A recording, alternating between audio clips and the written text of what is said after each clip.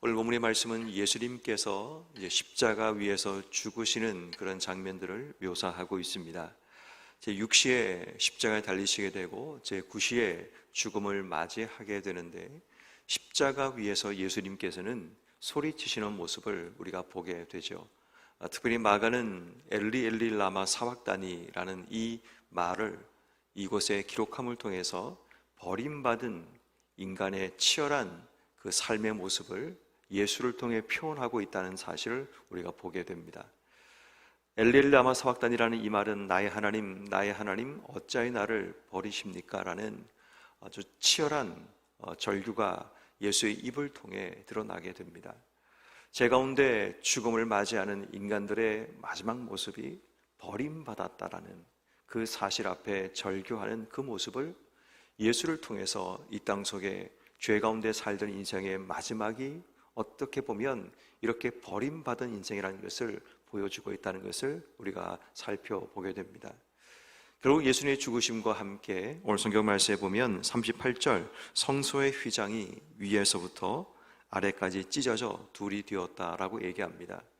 여기서 말하는 성소의 휘장이라는 것은 지성소와 성소를 구분하는 아마도 그런 휘장이었던 것 같습니다.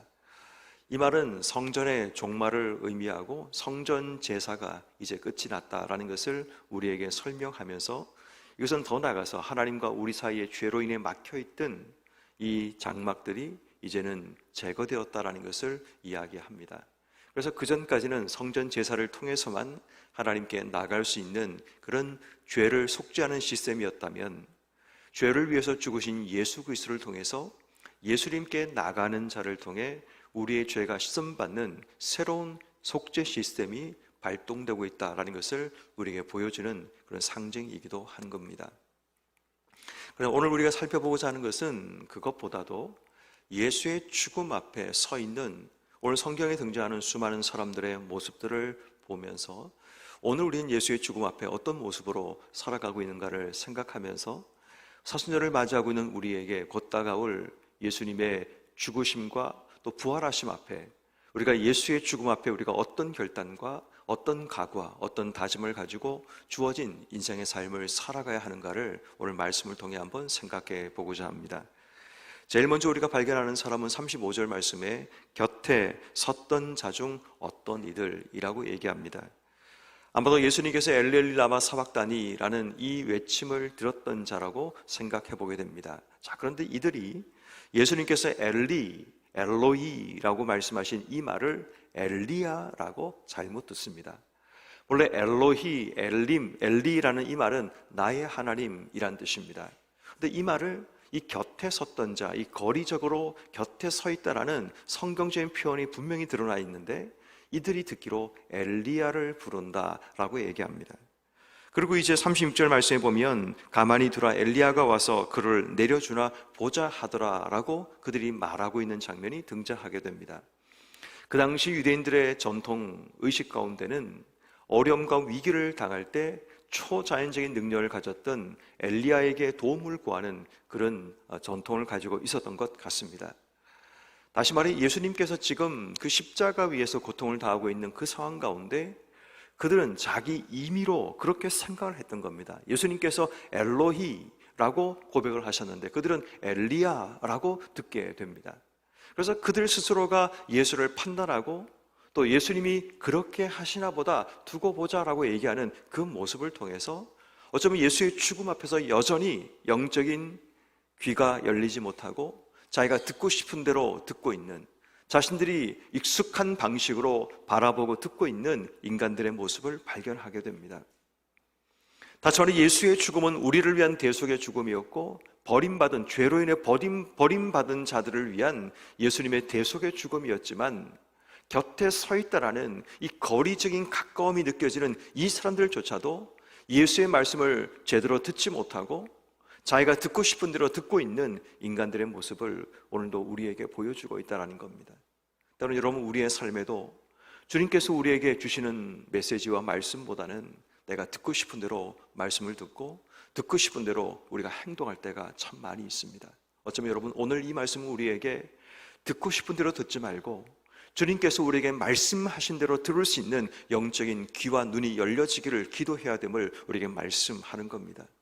곁에 있지만 여전히 우리의 삶이 제대로 듣지 못하고 있지 않는지, 늘 내 신앙이 주님과 떨어져 있는 것이 아니라 늘 곁에 있다라는 확신과 믿음을 가지고 있지만 여전히 주님께서 우리에게 하시는 말씀을 제대로 듣지 못하고 나의 하나님 왜 나를 버리셨습니까? 라는 인간들의 버림받은 인간의 절규를 고백하고 있지만 마치 예수님께서 살기 위해서 뭔가 엘리야를 찾고 있는 그 모습으로 예수를 오해하고 잘못 이해하고 있는 이 안타까운 모습을 오늘 우리 안에 찾아야 된다는 겁니다.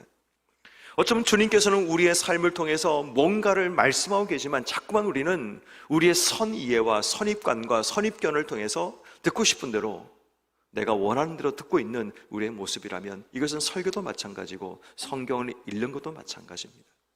주님이 보이지 않고 내가 원하는 것만 보이면 결국 듣고 싶은 대로, 원하는 대로 바라보며 우리의 삶을 살아가게 되는 겁니다. 그러므로 오늘 이 새벽에 하나님께 기도할 때, 하나님, 내가 듣고 싶은 대로 듣는 것이 아니라, 보고 싶은 대로 보는 것이 아니라 주님께서 보여주시는 것을, 주님이 듣게 하기 원하시는 것을 들을 수 있는 영적인 귀가 열려지기를 기도하는 여러분 한 분 한 분 되기를 주의 이름으로 축원합니다.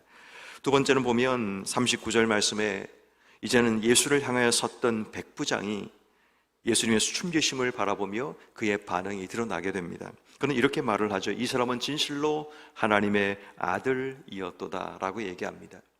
백부장은 로마의 100명의 수하를 둔 사람을 백부장이라고 얘기합니다. 이방인이었고 아마도 이 사건 이전까지 예수를 알지 못했던 사람이라는 사실을 우리가 이해하게 됩니다.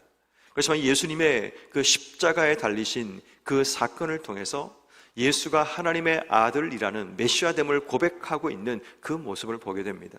영적인 눈이 열리게 되고 영적인 무지함이 끼어지게 되어서 그 십자가의 예수의 죽음 앞에서 자신의 영적인 부분이 열려지게 되는 그런 은혜를 누리게 되는 겁니다. 예수의 죽음 앞에 우리의 삶에도 우리의 신앙 고백이, 우리의 영적인 눈이 열려질 수 있기를 주의 이름으로 축원합니다. 똑같이 그 자리에 서 있지만 어떤 자에게는 그 영적인 눈이 열려지니까 예수가 하나님의 아들이심을 알고 그 예수님에 대한 그의 삶의 태도가 바뀌어지는 모습이 드러나지만, 어떤 이들은 예수의 죽음 앞에 동일한 것을 바라보았지만 여전히 예수가 한 사람의 죄인처럼 죽었다고 생각하며 저주받은 자라는 인식을 가지고 돌아가는 자들도 분명히 있을 겁니다. 오늘도 우리의 삶의 자리에서 마찬가지입니다. 똑같이 주님께서 우리의 삶 속에 보여주시는 삶의 자리에서 하나님 마음을 깨닫고 예수가 누군지를 오늘도 우리의 삶의 자리에서 발견하는 이 백부장처럼 우리의 눈이 열려져서 오늘도 보게 하기 원하신 걸 보고, 오늘도 우리의 삶에 예수가 누구인가를 우리의 삶의 현장 가운데 분명히 발견할 수 있는 그런 하나님의 은혜가 주어지기를 기도하고, 또 그렇게 주어진 삶으로 나갈 수 있는 여러분 모두가 되기를 주의 이름으로 축원합니다. 그리고 이제 40절 말씀에 보면 멀리서 바라보는 여자들에 대한 이야기를 하고 있습니다. 예수님이 죽으셨습니다. 그렇지만 이 여자들은 예수의 죽으심과 함께 떠나가지 않습니다. 멀리 서 있던 여자들, 아마도 여성이기 때문에 예수를 사랑하고 그 죽음을 가까이 보기 원했지만 가까이 갈 수 없는 자들이었을 가능성도 있습니다. 그들이 누구인가를 41절 말씀 소개하고 있지만 그것은 중요한 것이 아니고 47절 말씀에 보니까 예수가 죽은 이후에 예수가 이제 무덤에 묻히기 위해서 가고 있는 그 장면까지 그들은 시선을 떼지 않고 예수의 동선을 따라가고 있는 이 여인들의 모습을 보게 됩니다. 그래서 47절 말씀에 막달라 마리아와 요새의 어머니 마리아가 예수 둔 곳을 보더라 라는 말씀이 기록됩니다. 이 말씀은 결국 우리가 다음 장에 읽게 될 예수님의 무덤에 향료를 가지고 찾아가게 되는 그런 동기가 드러나게 됨을 보게 됩니다. 재미있는 것은 우리가 지금 읽었던 이 말씀 가운데 35절 말씀엔 이 거리적인 부분을 보십시오. 곁에 섰던 자라고 얘기합니다. 40절 말씀에 멀리서 바라보던 자, 39절 말씀에 예수를 향하여 서 있는 자. 뭔가 지금 성경 저자가 우리에게 이 거리를 통해 뭔가 메시지를 주고자 하는 그 느낌이 들지 않으십니까? 곁에 서 있는 자는 예수님이 직접 하시는 말씀을 들었음에도 불구하고 잘못 듣고 있고 멀리서 바라보고 있는 이 여인들은 예수님의 그 행적과 가시는 길을 한순간도 놓치지 않으려고 주목하여서 결국 부활의 주님의 첫 번째 만나는 영광을 얻게 되는 그런 일이 일어나게 됩니다. 다시 말해 우리의 삶이 지금 예수님과의 거리가 가깝다고 그것이 우리 인생 가운데 큰 위기가 아니라는 것을 이야기합니다. 거리의 문제가 아니라 지금 내가 서 있는 자리에서 무엇을 하고 있고 무엇을 준비하고 있고 어떻게 바라보고 있는가가 중요합니다. 다시 말해 서 있는 자리에서 영적인 눈이 열리지 않으면 잘못 듣고 잘못 이해할 뿐 아니라 어쩌면 잘못된 방향으로 내 신앙이 흘러가게 되기도 하지만 백부장처럼 예수를 향하여 서는 그 믿음의 태도가 그의 삶 속에 있다 보니까 결국은 그의 삶의 지향점이 예수님, 그 예수님을 향해 바라보니까 예수님 주시는 은혜와 하나님의 섭리를 경험하게 되는 복된 삶이 되기도 한다는 겁니다. 그러므로 오늘 우리가 지금 내가 예수님과 나와의 사이에 어디에 서 있는가를 다시 한번 돌아봐야 됩니다. 가까이 있다면 가까이 있는 것으로 만족하는 것이 아니라 혹시 내가 제대로 듣고 있는지 제대로 보고 있는지 돌아봐야 됩니다.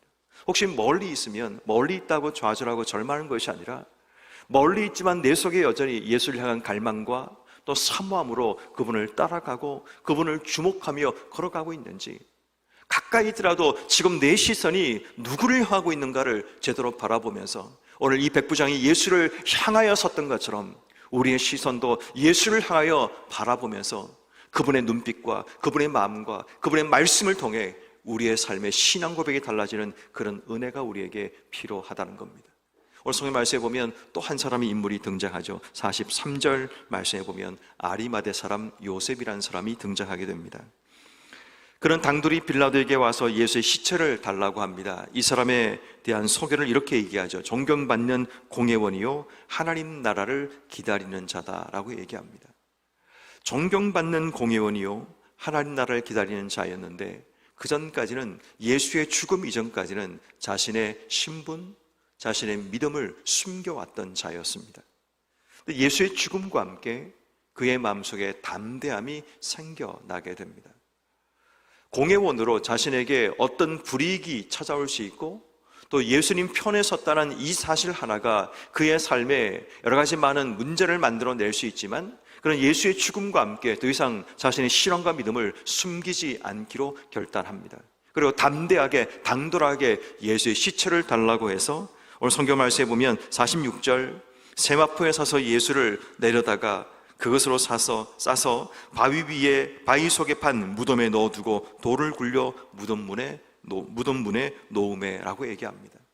자신이 준비했던 자신의 무덤을 예수를 위해 내어놓고 예수님의 시신을 자신의 무덤에 이제 안치하게 되는 그 일을 하게 됩니다. 어쩌면 버림받은 자, 저주받은 자라고 해서 누구도 예수의 시신을 달라고 하는 자가 없던 바로 그 어려운 상황 가운데 자신을 희생하며 자신의 것을 내어놓았던 아리마대 요셉의 모습을 우리는 생각해 보게 됩니다.